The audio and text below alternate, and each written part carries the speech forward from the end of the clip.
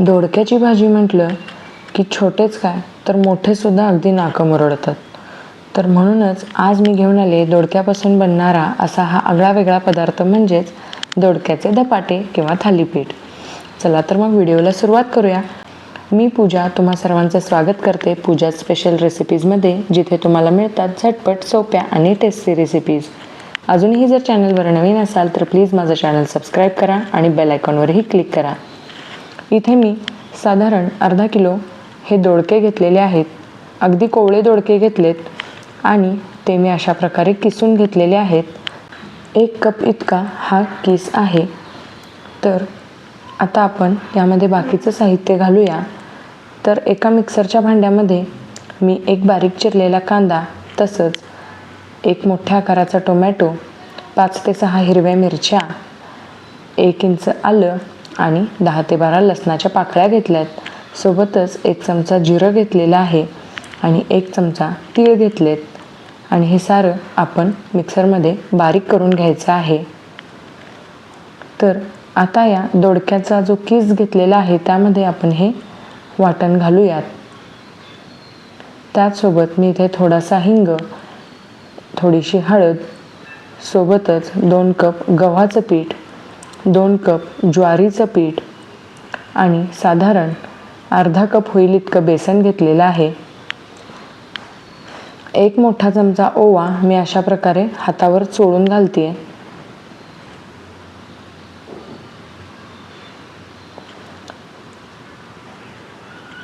तर चवीनुसार मीठ घातलेलं आहे आणि वरून थोडे पांढरे तीळ सुद्धा आपण यामध्ये घालायचे आहेत. आता त्याचसोबत मी इथे घालते 1 चमचा गरम मसाला, 1 मोठा चमचा धनेपूड,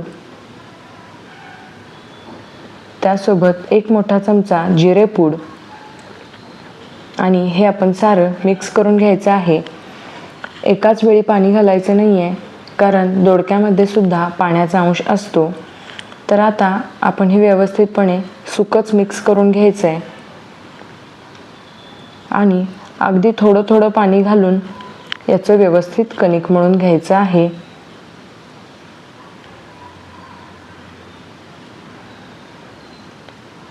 हे धपाटे किंवा थालीपीठ अतिशय चविष्ट होतात.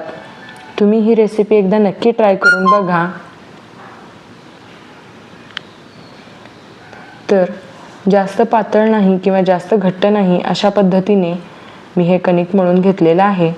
आता त्याचे छोटे छोटे गोळे आपण अशा प्रकारे आधी मळून घ्यायचे आहेत. पाण्याचा हात लावून मी जसं आपण भाकरीचं पीठ मळतो तसंच हे छोटे गोळे मळून घ्यायचे आणि मळून झाल्यानंतर मी पोळपाटावर एक प्लास्टिक कागद घेतलाय आणि त्यावर थोडंसं तेल लावून ग्रीस करून घेते.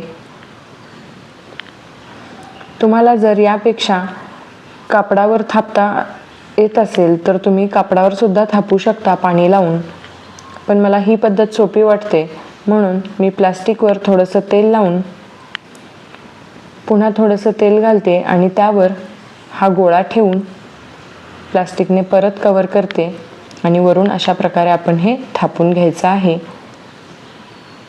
अगदी तुम्हाला जसं हवं, थोडंसं जाड किंवा थोडं पातळ, कसं हवं त्या पद्धतीने तुम्ही याला थापून आकार देऊ शकता.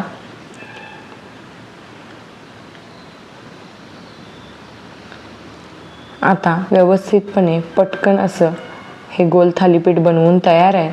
आता मी तव्यावर थोडंसं तेल घातलंय.